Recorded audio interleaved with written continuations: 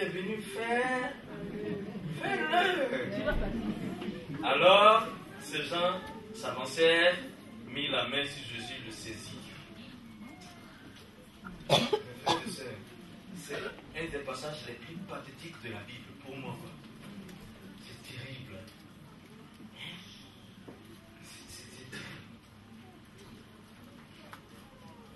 Et dit, celui à qui je vais donner un baiser. Oh, le baiser, c'est très affectueux. Mais là, il donne un baiser mortel. Un baiser de trahison, tu vois. Il faut le trahir. Vous regardez tous. Vous venez dans le jardin, il fait noir. Celui que je vais embrasser, c'est celui-là qu'il faut attraper. Il redit, celui que je vais gifler, c'est celui-là qu'il faut attraper. Ça coïncide un peu. Ça marche un peu. Parce que quand tu gifles, on sait que ce gars-là est désolé. Mais quand tu viens embrasser, quelqu'un que tu as bien embrassé, par le baiser là, tu as su sa condamnation. Comment tu as? C'est bizarre. C'est pathétique. Mais la réponse, et puis il l'appelle Rabbi. Rabbi, ça veut dire maître. Même en arabe, Rabbi, quand on dit Rabbi al-Alamin, c'est-à-dire le maître de tout l'univers. Rabbi, le même Rabbi là. Maître, ça veut dire boum boum boum. Vous voyez la valeur de Jésus, que Judas encore évalue Jésus par un baiser de trahison. Quand on parle de trahison, on parle de rejeter, de dénaturer. Trahison, ça, c'est aussi dénaturer, c'est-à-dire il dénature Jésus. Il le prend pour un vil escroc, quelqu'un qu'on doit frapper avec les bâtons. Jésus dit même, mais vous étiez là, vous me voyez, vous venez avec des épées là, mais j'étais en train de vous enseigner. Jésus a fait, il a dénaturé Jésus, il a dévalué, il a fait de lui quelqu'un qu'on doit frapper. Par un baiser. Voilà, ça nous rappelle, c'est le signe de l'amour. L'amour de trahison. Si tu aimes Jésus, quand tu dis tu aimes ton frère, tu l'aimes. Quand tu dis, en tout cas, moi je t'aime, je vais t'amener devant le maire, ne dis pas demain je t'aime plus. Oh, c'est ça le problème. C'est ça le problème. C'est ce qui se passe. Que ce soit en Côte d'Ivoire, en Afrique, ici en Europe, 80% des maladies chez les personnes d'un peu plus de 25 ans jusqu'à la soixantaine par là-bas, 80% des maladies sont dues à des déceptions sentimentales. Amour donné sans retour. On t'embrasse, je t'aime. On veut aller ensemble. Et puis après, on te relâche. Trahison. Maladie, la déception sentimentale.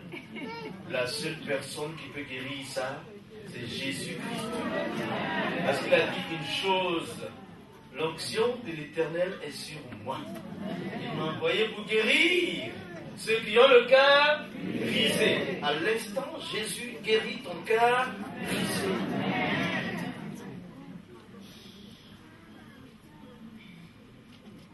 Je suis là, une de nos filles.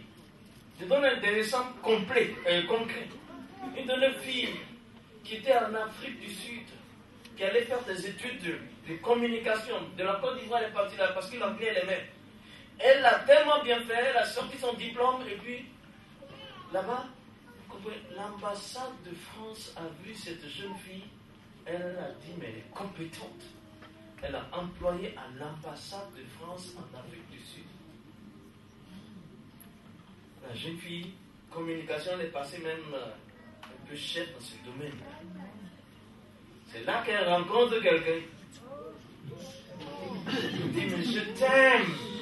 Je t'aime, je peux rien faire, mais je t'aime. Laisse ton boulot, venons alors en Europe, on va se marier. Mais c'est ce qu'elle a fait. Elle a laissé le bon boulot.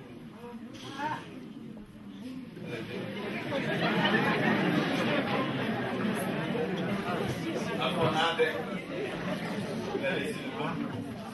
Elle est venue. La personne était tombée malade, même elle s'est débrouillée, envoyée à l'église. Le gars, Jésus, c'était pas ça. Mais à cause des maladies, là, oui, j'accepte Jésus. Prier, ce qui était cancer, a disparu.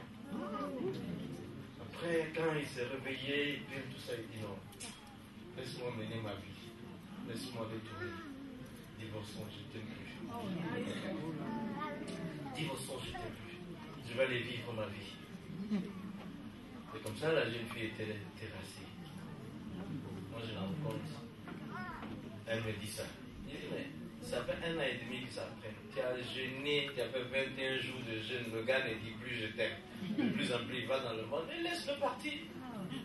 Laisse-le partir. Ce n'est pas le seul homme. L'important, c'est la base. Tu avais mal choisi. Ce qui est pour toi ne part pas. Donc, ouvre les yeux. Ce n'est pas tous les baisers qu'il faut prendre.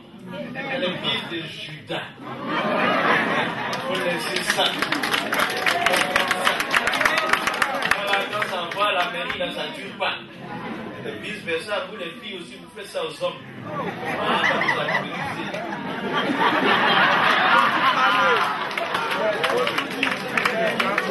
Donc, ça démontre la valeur de Jésus. Tu es chrétien quand tu dis je t'aime, je t'aime.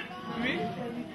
Je t'aime, je le dis, je t'aime, je ne suis pas. La preuve, Jésus dit à Judas, mon ami, tu es toujours ami avec moi. Il a oublié le sens de l'amitié. L'amitié, tu ne peux avoir dans la vie qu'un seul ami. Et ton ami, c'est Jésus. Et si tu es marié, c'est ta femme. Si tu es marié, c'est ton mari qui est ton ami. Après Jésus retrace ça. Mon ami, moi je t'aime, je suis fidèle. Pas parce que fais ce que Dieu a fait. Encore Judas n'a pas vu la valeur de Jésus. Même dans l'amour, il a dévalué Jésus. J'espère que dans l'amour, tu remets la valeur de Jésus. Tu aimes ta femme, tu aimes tes enfants, tu aimes ton frère en Christ. Vraiment d'un amour réel. Tu aimes ton Seigneur. On va voir Marc 14, versets 50 à 52. Mes amis, je ne suis pas en train de vous prêcher. Ce que je suis en train de vous dire, c'est ce que Dieu m'a dit pour moi-même. Il me dit, attention, attention. Pas parce que tu tournes ici, tu prêches un peu comme ça, là, que tu es quelqu'un. Tu dois toujours me mettre plus valeureux que toi. Tu n'es qu'un petit serviteur, je suis un petit serviteur. Mais un petit serviteur du grand Dieu, ça fait bien. Amen. C'est le grand Dieu. Pas n'importe qui je sers. Oui, ce petit serviteur, je suis prêt à faire, comme on a dit, le châssis de Jésus. Amen. Ça veut dire, pour ceux qui ne comprennent pas ce que j'ai mis dedans, j'ai un jargon particulier. C'est-à-dire, je suis prêt à cirer ces chaussures. Versets 50 à 52. Alors, c'est encore la même chose. Alors, tous l'abandonnèrent, prirent la fuite. Pasteur, est-ce qu'on ne peut pas rire de ça? Ils abandonnèrent qui? Un balayeur de la rue? Un homme qui ne sait pas ce qu'il fait? Mais qui ont-ils abandonné? Leur Seigneur. Et puis ils ont pris quoi? La fuite. Et, c'est-à-dire, la valeur du Seigneur, c'est dans la fuite. Ils s'abandonnèrent.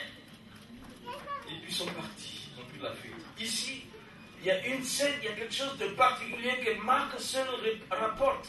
Il y a quelqu'un qui fait son entrée dans la scène.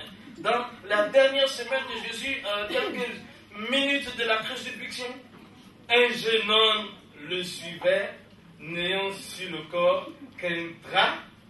On se saisit de lui. Mon ami, comment t'as dit ta vie là? Il fait froid chez nous ici en France. Mais il lâcha son vêtement et se sauva tout nu. Et comprenez quelque chose. Marc nous rapporte quelque chose. Cet homme-là, ce jeune homme-là, bon, comment se fait-il qu'il est en train de regarder Jésus dans le jardin avec un seul drap? D'où est-il sorti? J'imagine peut-être qu'il dormait, il a entendu les bruits des soldats qui venaient arrêter Jésus. Il a vu son drap, il dit, attends, je me vais voir. Mais voilà, c'est pas celui-ci qui pêche là. C'est pas celui qui ressuscite les morts là. C'est lui, on est en train de balloter, frapper comme ça. Alors il oublie qu'il est nu, il n'a qu'un seul drap, et il regarde le spectacle quoi. Maintenant, la férocité des soldats romains, c'est-à-dire ils n'avaient pas d'égard. Quand tu parles des soldats, l'Empire romain dans le temps, c'est plus que les États-Unis maintenant. C'était la puissance qui dominait tout. Et ceux-là, ils ne connaissent rien que les muscles. Dis quoi? On nous a envoyé attraper ces gars-là. Toi, tu dois être avec lui. On l'attrape. Dis non, moi, votre gars-là, je n'ai pas de valeur. Je ne suis pas à lui parce qu'il ne vaut rien, parce que c'est lui que vous êtes en train de frapper. C'est ce que je me dis, quoi. On l'attrape. J'imagine. Si c'est karaté, c'est quoi? C'est quoi? Il a tout fait, ce jeune homme-là. Il a tout fait dans les costauds bras dans les bras costauds du soldat romain. Il a tout fait pour ne pas qu'on dise que la valeur de Jésus est si montée, je suis Jésus. Non, je n'ai rien. Il a tout fait, il s'est battu, j'imagine, battu, tout, mordre le nez, tout ça, il pourrait faire tout ce qui est bon. Et puis, il se dégage et laisse même ce qui couvrait sa nudité. Et il s'en va tout nu. Mes amis, nus, nous sommes venus dans le monde, nus, nous irons, quels que soient nos diplômes. Mais l'essentiel de notre passage sur la terre, c'est de reconnaître la valeur de Jésus. Amen. Ce jeune homme rentre dans l'histoire parce que nous vivons, nous devons vivre. Nous devons démontrer la valeur de Jésus aux générations qui nous suivent. Cet homme, ce jeune homme, a suivi les adultes, c'est pas son affaire, mais un jeune homme, c'est comme les jeunes gens aujourd'hui regardent ce que l'Église, les jeunes générations regardent ce que l'Église va montrer à travers leurs parents que nous sommes. De la valeur de Jésus, la jeunesse te voit. Préparons nos générations au rendez-vous, au grand rendez-vous. C'est même un des thèmes quand j'enseigne comment évangéliser les musulmans. J'appelle ça le rendez-vous de la génération. On prépare les enfants au moment où ils sont en âge de décider. Et en ce moment-là, on voit la valeur de Jésus en eux. Comment est-ce que tu prépares tes enfants? Bien laissé. Tu vois, l'image de ce drap-là qui couvre seulement, c'est une couverture pas forte. C'est comme ça aussi la jeunesse voit. On me parle de Jésus de loin. Ils n'ont pas une grande foi ancrée. Ils n'ont pas. Mais c'est à nous de montrer la valeur de Jésus à nos enfants. Moi, j'ai une fille qui a 7 ans maintenant. Elle a 7 ans maintenant, mais elle a commencé à diriger la cellule de l'église qui est dans ma maison à partir de l'âge de 5 ans. Elle me fait chanter toutes ces chansons-là, et puis elle donne à celui qui doit prêcher la parole, des sujets de prière donne. Parce que qu'est-ce qui me reste à faire sur la terre si je ne montre pas la valeur de mon Dieu à mes enfants? Amen. Il y a un qui est là, il y a un qui est en France ici, peut-être qu'il est là même. Jean-Baptiste, il a 19 ans, il a accepté Jésus quand il avait 5 ans. Et aujourd'hui, quand on l'a amené en France en 2006 pour passer son bac, ce que j'ai dit à l'enfant, nous on n'a pas l'argent, on n'a rien. Tu t'en vas dans une terre où il faut que tu te battes. Mais marque ta génération. Si on te met dans une classe, dis-toi que je dois être premier. Parce que Jésus n'a jamais été dernier. Amen. Dis-toi. Et quand il est venu 3 semaines dans la classe, les gens se moquaient de lui. Ses copines là, dans la classe, ses copains de classe. Toi, on sait que tu viens d'Afrique, tu vas rater. Tu vas flasher ici. Parce que notre école est réputée. Tu vas flasher. 3 semaines, il a flashé. 4e semaine, il est premier. Le bac, il l'a eu avec bonne mention. Après, il a passé ici, il a passé comme 20 concours, il a tous eu, l'embarras du choix. C'est la valeur de Jésus qui ressort. Et nous, on transmet ça. C'est vrai. Qu'est-ce que vous faites pour transmettre la valeur de Jésus-Christ à vos enfants, à vos descendants, aux générations futures? Mais c'est ça qui a fait la cause. Aujourd'hui, si l'islam a grandi, regardez la capture des nations comme la Libye, regardez la Syrie, regardez Chypre, tout ça avait été touché par l'évangile. Qu'est-ce qui s'est passé? Les générations qui sont venues, qu'est-ce qu'elles ont fait? Paul et les autres qui ont touché ces nations par l'évangile, est-ce que l'évangile n'est pas le même jusqu'à notre génération? C'est le même. On a mal préparé les générations. Attention, la valeur de Jésus-Christ à tes enfants. Ça doit être la chose que tu dois faire. Les gens ne voyaient pas la valeur de Jésus, si bien qu'ils ont choisi Barabbas par rapport à Jésus. On a trop dévalué. Aujourd'hui, quelle est la valeur de Jésus? C'est la même chose. Quand j'étais de l'autre côté, on disait non, Jésus, dans le Coran, Jésus n'est qu'un simple prophète. Non. Il n'est pas le Fils de Dieu, il n'est pas tout le temps, il n'est qu'un simple prophète. Mais c'est dans le même livre, on dit Jésus est le Messie. Al-Masih. Le Messie. Si le Messie a une valeur, c'est dans le même livre. On dit Jésus est Ruhullah, la parole de Dieu, Esprit de Dieu. Même dans la Bible, Jésus n'est pas l'Esprit de Dieu. C'est qu'il a une valeur. C'est dans le même livre. On dit Jésus est Kalimatullah, parole de Dieu. C'est dans le même livre que Jésus n'a jamais fait de péché. Il n'a pas péché dans le Coran. Mais pourtant on dit non, dites seulement que non, il n'a qu'un simple prophète. Mais alors donc, ça veut dire que la balle est dans notre camp. C'est nous qui devons leur montrer la valeur de Jésus. N'est-ce pas? Comme ça on tourne. Il faut redonner cette valeur. Les autres le cherchent. Ils cherchent à savoir. Ils cherchent. C'est pour ça quand ils prient, ils disent c'est-à-dire, Dieu dirige-moi sur le droit chemin, il cherche le chemin. Alors que Jésus a déjà dit depuis longtemps, il dit, Anna, moi, Hoa, je suis, Tariq, le chemin, Walhaq, la vérité, Walhayat, la vie. Il dit, Laïsa Ahad, pas un seul. C'est là que vous allez voir la différence entre le français et l'arabe. Il dit, Laïsa Ahad, pas un seul. Il a un nid qui ne vient à moi, il a un bille, il peut arriver au Père. Jésus a déjà dit ça. Et puis après, on se met à Jésus. C'est nous maintenant qui devons donner la valeur de Jésus-Christ à ses frères musulmans. Et leur dire, non, Jésus est l'unique chemin. Jésus ne vous montre pas le chemin, mais il est lui-même le chemin. Voilà. C'est ça qui fait que nous sommes là aujourd'hui. On cherche. Alors, moi je veux donner quelques preuves du fait que Jésus a une valeur inestimable. Prenons Matthieu 27, verset 19. Il a une valeur inestimable. Même si les autres l'ont vendu et tout ça là, moi je ne le vends pas, toi tu ne le vends pas. Nous on voit sa valeur à travers ça.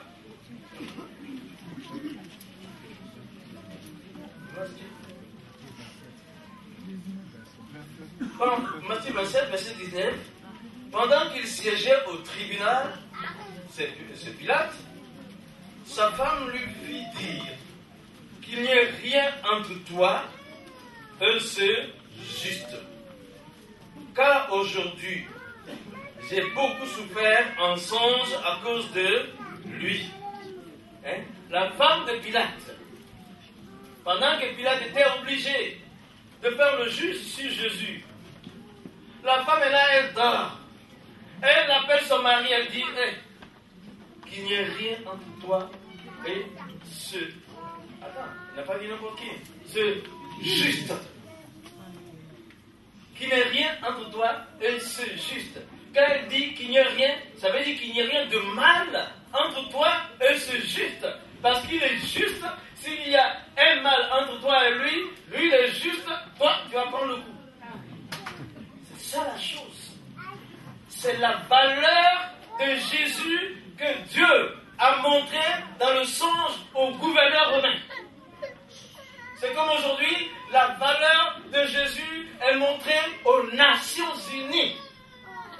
La valeur de Jésus montrée à la France, aux États-Unis, à l'Angleterre. La valeur de Jésus est montrée aux grandes nations et aux petites nations. Celui-là, juste, c'est la femme de l'homme qui avait droit.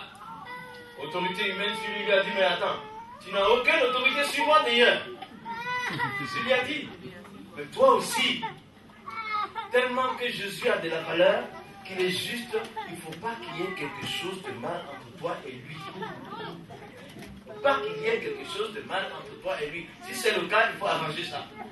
Avant qu'on ne parte d'ici, c'est mieux pour nous tous. N'est-ce pas? Parce qu'il est juste. Parce qu'il est juste. Et il y a une parole de Pierre qui me vient en tête. 1 Pierre 3, 18. Il dit, Christ, 1 Pierre 3, 18, Christ a souffert une seule fois pour le péché. Lui, juste pour des injustes. Il a été mis à mort quant à la chair, mais rendu vivant quant à l'esprit.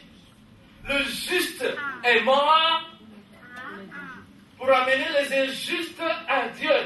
Et c'est une seule fois qu'il a souffert. Christ n'est plus en train de souffrir. C'est pour ça, moi, le juste, là, il a de la valeur à mes yeux. Il voit sa valeur. Il voit sa valeur. Vous lirez plus tard, dans Hébreux 4, verset 12. Il dit, Hébreux 4, verset 12, il dit, par la mort, Christ a vaincu la mort et le diable. Par sa mort. Alors, quand on est dans le chapitre 47, dans le chapitre 27, on a vu là, on regarde le verset 45 à 51 de toujours Matthieu.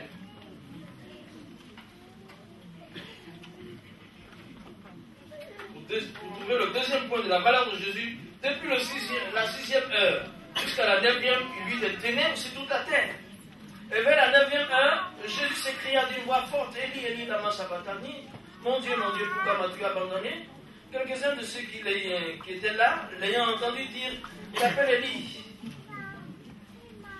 Et ensuite, l'un d'eux courut, voilà, et puis tout ça. Verset 50, Jésus poussa de nouveau un grand cri, et rendit l'esprit. Ici, rendit l'esprit. Jésus a donné volontairement son esprit. On ne lui a pas pris, on ne lui prend pas, il donne. Hein? Quand on voit ici, dans le grec, là, ça donne volontairement donné. Il a volontairement donné. Chacun d'entre nous, nous sommes des enfants de Dieu, mais tout homme sur la terre, c'est pas lui qui donne son esprit, mais le souffle de vie, mais c'est Jésus. Jésus donne lui-même, il donne. Il donne. Personne ne pouvait lui prendre ça. Et cet homme-là, il a de la valeur. Ça fait la différence. Une grande valeur. Comme ça. Il donne. Il donne.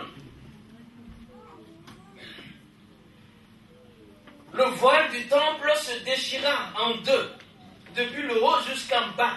La terre trembla et les rochers se fendirent. Toutes ces choses-là se font après la mort d'une personne. Le voile du temple se déchire de là-haut en bas. Mais qu'est-ce qu'il y a? Seulement un homme est mort là-bas à Golgotha. Et le temple qui est ici, là, le voile se déchire tout seul. À cause de la mort de Jésus. Il a de la valeur. Et le sol a tremblé. C'est-à-dire la nature a été confondue dans ces bastions pour la mort de quelqu'un. Ah, on a vu ici mon premier président, Fauboigny mort. La terre n'a même pas bougé. Le soleil n'a même pas bougé. Et les grandes personnalités de cette terre, le soleil n'a même pas bougé. Ils sont morts. Oui. Mais Jésus, quand il meurt là, la terre tremble aussi. Hey, la terre dit non, il s'est passé quelque chose. Non, il s'est passé quelque chose. Quelque chose est arrivé. Il y a une valeur qui a été touchée. Valeur, la nature reconnaît la valeur de Jésus. Amen. Et à son plein midi, le soleil, la nature dit non, on a touché à celui qu'il ne fallait pas toucher. Quelque chose qui se passe. Toute la création de Dieu, c'est